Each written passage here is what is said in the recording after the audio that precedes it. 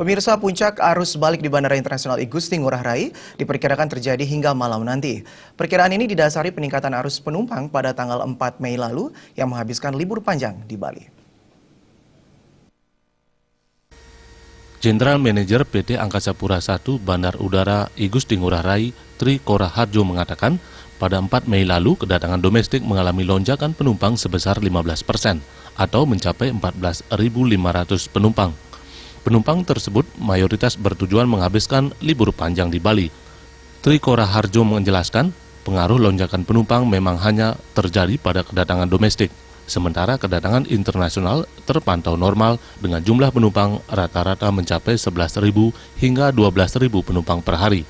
Dengan melihat situasi di lapangan dan lonjakan penumpang ke Bali pada 4 Mei, PT Angkasa Pura I harus mempersiapkan pelayanan terhadap lonjakan arus balik melalui upaya memaksimalkan kerjasama dengan maskapai penerbangan domestik dan navigasi udara, serta mempersiapkan ruang tunggu yang nyaman bagi para penumpang. Siang ini akan sampai minggu malam akan terjadi lonjakan penumpang.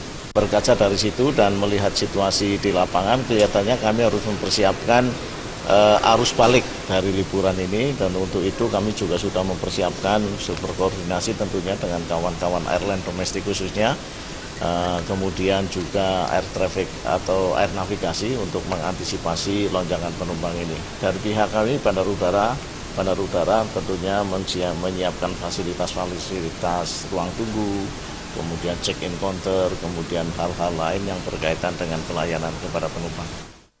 Tri Kora Harjo menambahkan, dalam mengantisipasi lonjakan penumpang, beberapa maskapai penerbangan telah mengganti jenis pesawat yang memiliki kapasitas lebih besar. Jaya dan Yudi Partana, Bali.